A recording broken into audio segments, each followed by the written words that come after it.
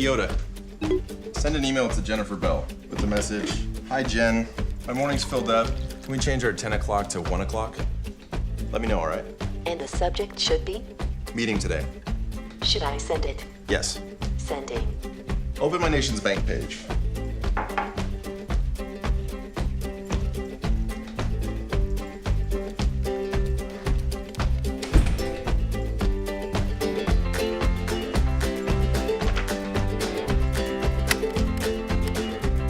Morning, Nate.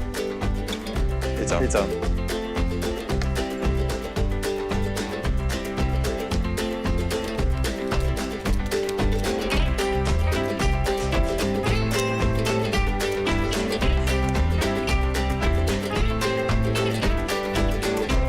Hey guys.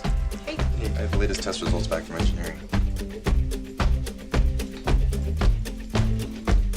So as you see right there, that problem you're dealing with.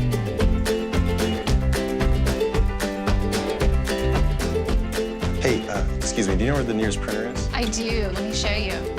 Just go all the way down the hall, make your second left, then a right. Hey. Okay, Nate, take it away.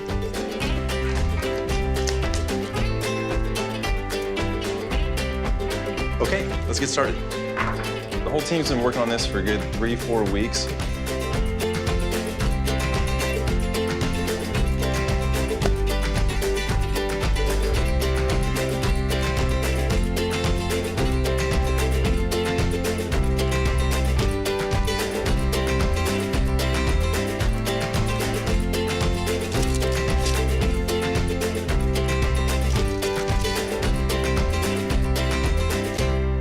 Fly, Betty, fly.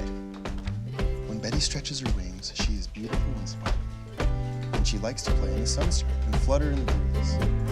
She loves her. You see that? It's a butterfly. Isn't that cool? Watch it fly around. Put your hand up, see if it'll land on your hand. Oh, you see that? It's on your hand. Mom, look it. There's a butterfly on my head. Wow.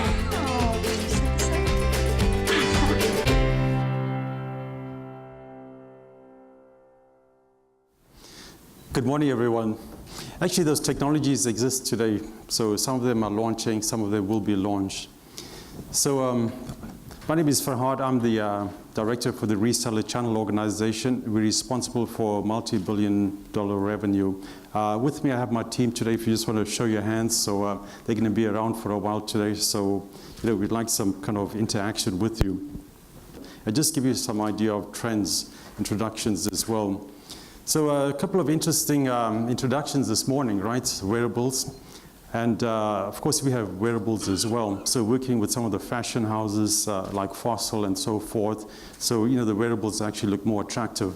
I used to wear a wearable myself, but it's kept reminding me that I haven't met my goal for a number of steps taken and a number of hours slept, and I'm always exceeding my goals in terms of calories, intake. So I decided to kind of get rid of it for a while until I'm more disciplined. So today I'll talk to you about some of the technologies that you'll see on the horizon. Some of them have been launched already. But just for level set, so I'm not including data center today. Of course, data center is a strong growth area for us. And wearables and Internet of Things is actually fueling that growth. But today I want to focus more on the client side of our business. And just looking at the range of technologies or products that we have, right? So from desktops, 2-in-1s, tablets, mobile phones as well as the Internet of Things. So I'll start with desktop. And firstly, I would say a few years ago, the pundits said, the PC is dead, long live the PC and so forth. But just listening to GfK yesterday, and we can corroborate some of the data that they shared with you, we see that actually PC is stabilizing. In fact, it's crossed a chasm where we actually see some growth. And conversely, on the tablet side, we actually see the growth of tablets is still there, but it's actually, the growth is declining. Okay, so just to level set on that. So I'd like to start talking about the desktop as a start. So you see what looks like almost like a crossroads. But what we're saying is you see the evolution of the desktop. So yes, the desktop is still strong, it's healthy, our numbers attest to that as well. So I think so do IDC figures and GfK figures, but you'll see different form factors in desktop. So your standard desktop form factor, which you're familiar with, and workstations, even gaming PC. I'll talk more about gaming PC, especially for this region, Southeast Asia. We see a strong proliferation of iCafes and gaming cafes, and strong demand for desktop PCs as well as enthusiasts. At the same time, if you look at all-in-ones, so all-in-ones is beginning to take off, and different form factors in all-in-ones as well. Firstly, you see this 4K ultra-high definition screens at $399 US dollars becoming available. At the same time, you see all-in-ones at $999 US dollars, using 4K technology. Portable all-in-ones looks like almost like a big tablet available from vendors like HP today. So in other words, imagine just lifting up the screen off your portable all-in-one and just using it in the kitchen or to play games with your family and so forth. So we see that taking off as well. On the other side, you see small form factors. So we've introduced a new technology called the Next Unit of Computing, or NUC. And you'll see that at our booth outside them. But the NUC is actually, we're seeing strong growth in volumes on the NUC. Different form factors from other vendors as well. So strong growth there. There's various definitions. For example, you see the one from Gigabyte, from HP, and of course our own Intel brand called the NUC.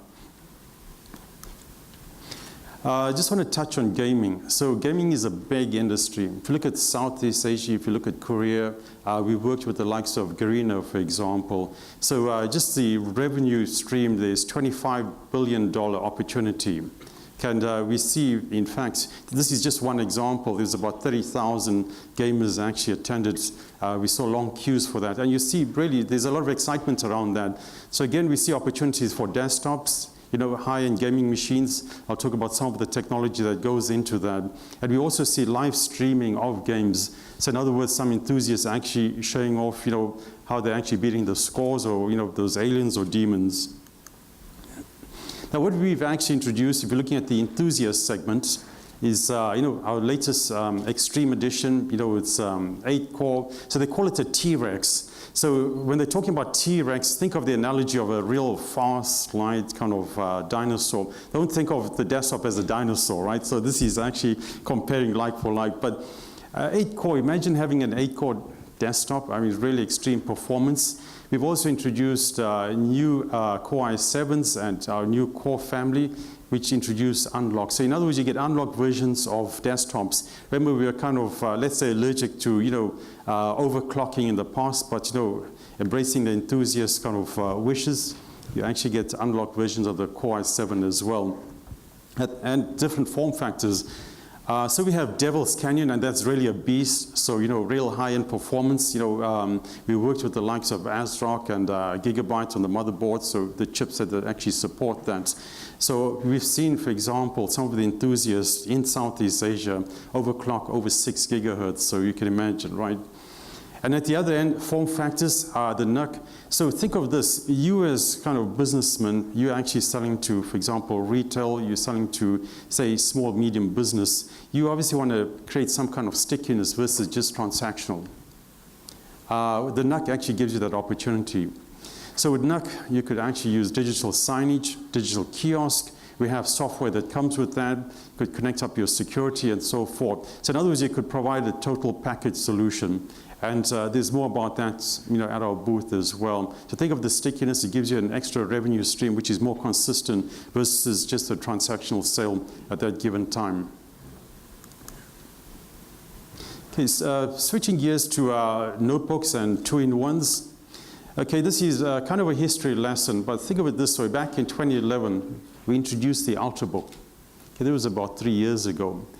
But just besides introducing the Ultrabook, we've actually changed the game of mobility in terms of notebooks.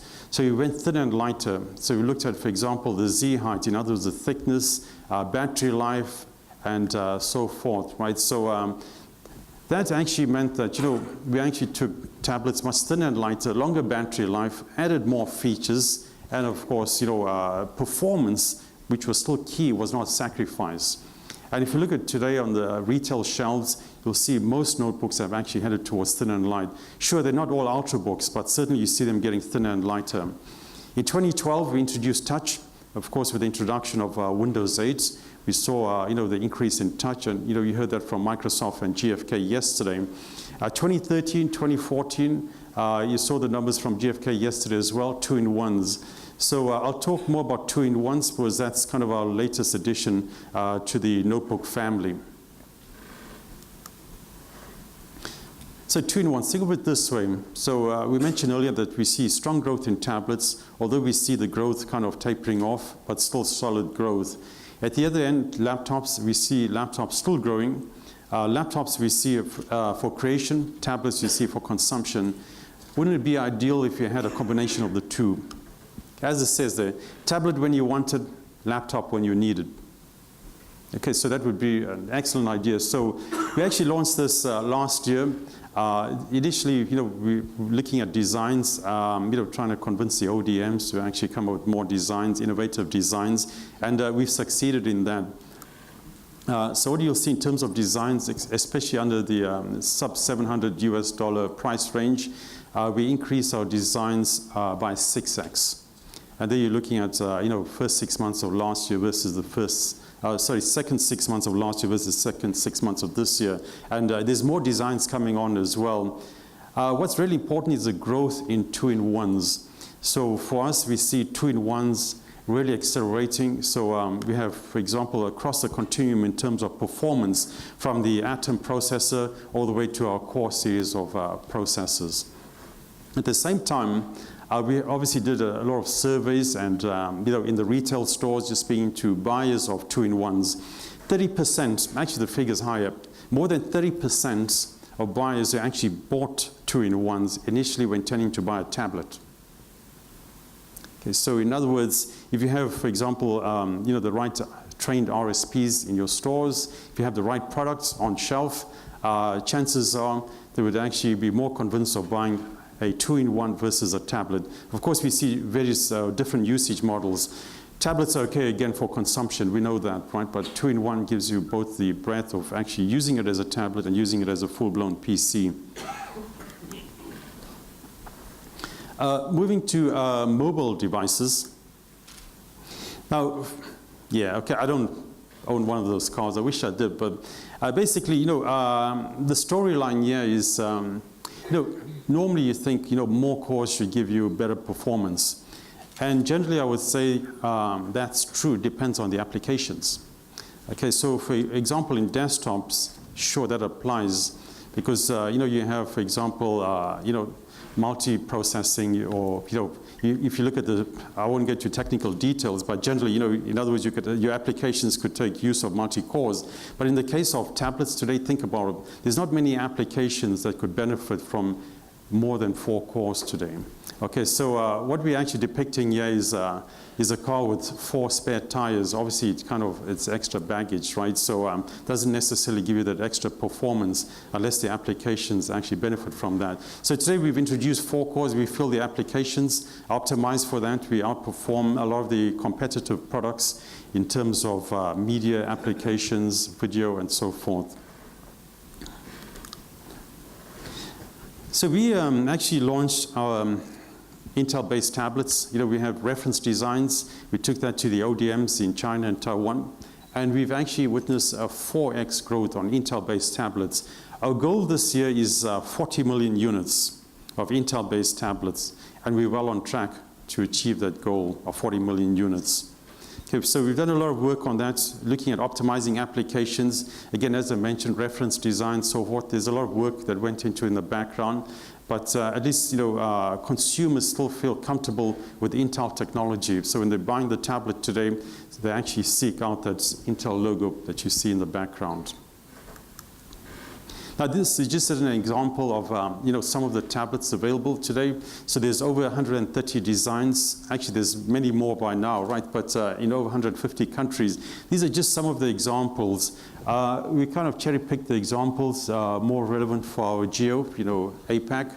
but there's many more than what you see up there. In the price point range, today, in fact, even lower price points. If you're looking at Android base, you're looking at $75 US and above. Windows base is 99 and above. And you see, prices obviously still going down, but I think the idea is to pack as many features as you can versus race to the bottom in terms of price points. Because I guess, you probably witnessed yourself some of the lower price point products tend not to be the best quality, and look at returns and so forth. So with Intel, our philosophy here was maintain, I suppose, the quality of the products while we address the price points to become more competitive. Smartphones. So who would think that Intel would be in the smartphone business as well? But yes, so we have, let's say, very specific partners that we work with. So we didn't go too broad. The idea behind that was, get the best smartphones out there. At the same time, you need to be confident that your product is reliable.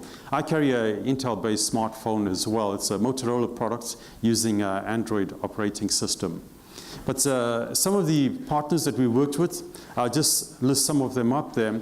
And in this case, it's not only about the CPU. Okay, of course, you're familiar with Intel inside. But we're also looking at LTE. So in other words, we're looking at the modems. We're looking at the other silicon that goes in there to give you a complete solution. So list of some of the tablets, and this is not exclusive to the ones you see up there. But there's Lenovo, Samsung, both tablets, smartphones, you've been working with them. And of course, there's others in Taiwan and through the CTE. Okay, so we have our own reference designs. Reference design means you actually kind of develop or design our own technology and products, and we actually look at compatibility around the product. Of course, the ecosystem can change components as long as they comply with the building blocks that we have there. So for us, working closely with the smartphone vendors like we do with the tablet vendors, we're obviously going to see a lot of growth with Intel-based smartphones. So I spoke about technology. We spoke about hardware in particular. We spoke about, for example, the desktops.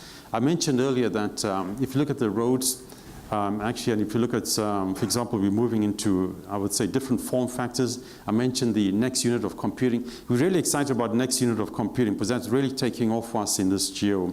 So if you look at, for example, worldwide figures, in the top 10, we have quite a few countries out of Asia Pacific who are actually listed in terms of NUC sales or next unit of computing sales. So I encourage you to start looking at the products, introduce that into your portfolio. And I mentioned the stickiness that comes with that. On the enthusiast side, we're seeing growth in the enthusiast segment as well. In other words, high-end desktops. What I didn't mention earlier was we have the Pentium Anniversary Edition, 20th anniversary of Pentium, the brand. Can you imagine that, right? So we've unlocked that as well. So that was on the desktop side. On mobility, I spoke about two-in-ones in particular, but I also mentioned that we introduced the Ultrabook, but you see thin and light designs proliferating since we introduced the Ultrabook. Okay, so we saw that as kind of the so-called inflection points in designs, right? You saw colors from HP yesterday. You saw, for example, the video with their products in there. I think they have it at their booth as well. I spoke about tablets. So you see the growth in Intel tablets. 40 million is our goal for this year. We're on target to actually